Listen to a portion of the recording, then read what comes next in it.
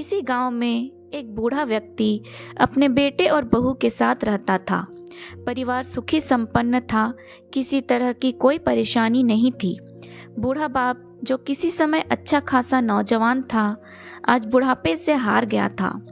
चलते समय लड़खड़ाता था, लाठी की जरूरत पड़ने लगी थी। चेहरा झुर्रियों से भर चुका था, बस अपना जीवन किसी तरह व्यतीत कर रहा था। घर में एक चीज़ अच्छी थी कि शाम को खाना खाते समय पूरा परिवार एक साथ टेबल पर बैठकर खाना खाता था। एक दिन ऐसे ही शाम को जब सारे लोग खाना खाने बैठे, बेटा ऑफिस से आया था। भूख ज़्यादा थी, सो जल्दी से खाना खाने बैठ गया और साथ में बहू और उसका एक बेटा भी खाने लगे।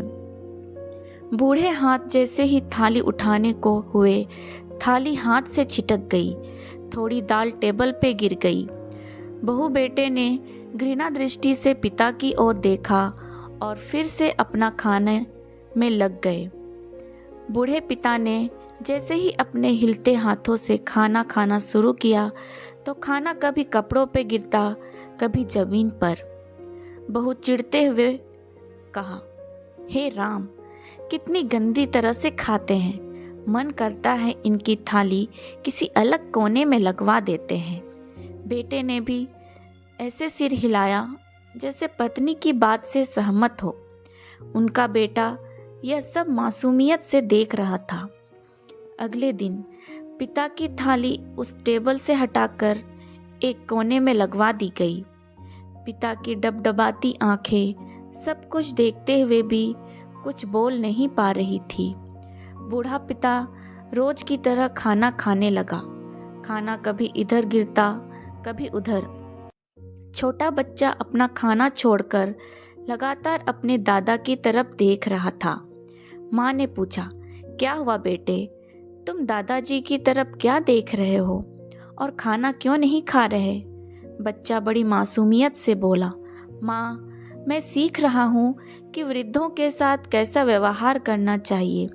जब मैं बड़ा हो जाऊंगा और आप लोग बूढ़े हो जाओगे तो मैं भी आपको इसी तरह कोने में खाना खिलाया करूंगा। बच्चे के मुंह से ऐसा सुनते ही बेटे और बहू दोनों कांप उठे।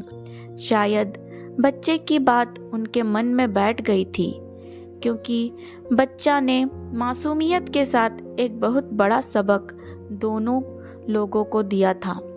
बेटे ने जल्दी से आगे बढ़कर पिता को उठाया और वापस टेबल पे खाने के लिए बिठाया और बहू भी भागकर पानी का गिलास लेकर आई कि पिताजी को कोई तकलीफ ना हो।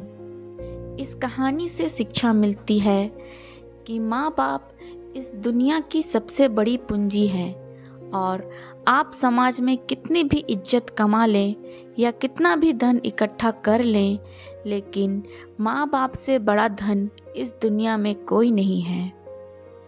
धन्यवाद।